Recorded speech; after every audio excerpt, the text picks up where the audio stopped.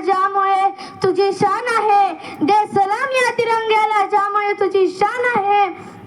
हा तिरंगा नेहमी राहू दे उंच जोपर्यंत तुझा जीव आहे. हा तिरंगा नेहमी राहू दे उंच जोपर्यंत तुझा जीव आहे. देशासाठी आपल्या जीवाची बाजी लावणाऱ्या थोर महापुरुषांना प्रथमतः मी वंदन करते आणि माझ्या भाषणास सुरुवात करते. मित्रांनो, आज आपण प्रजासत्ताक दिन साजरा करण्यासाठी एकत्र जमलो आहोत. 26 जानेवारी 1948 रोजी आपल्या देशाने राज्यघटना स्वीकारली. डॉक्टर बाबासाहेब आंबेडकरांनी राज्यघटना तयार केली.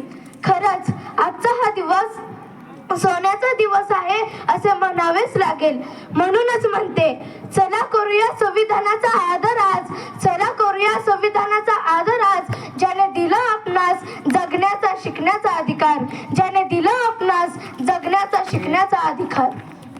संविधान आहे म्हणूनच आज वेगवेगळ्या जाती धर्माचे वेगवेगळ्या भाषा बोलणारे लोक सुखसमाधानाने राहत आहेत. जाता जाता एवढेच म्हणेन, जाता जाता एवढेच म्हणेन, विविधतेत एकता आहे आमची शान, विविधतेत एकता आहे आमची शान. म्हणूनच आमचा भारत देश मान, म्हणूनच आमचा भारत देश मान. तुम्हा सर्वांना प्रजासत्ताक दिनाच्या खूप खूप शुभेच्छा. एवढे बोलून मी माझ्या भाषणाला पूर्ण विराम देते. जय हिंद, जय महाराष्ट्र. धन्यवाद.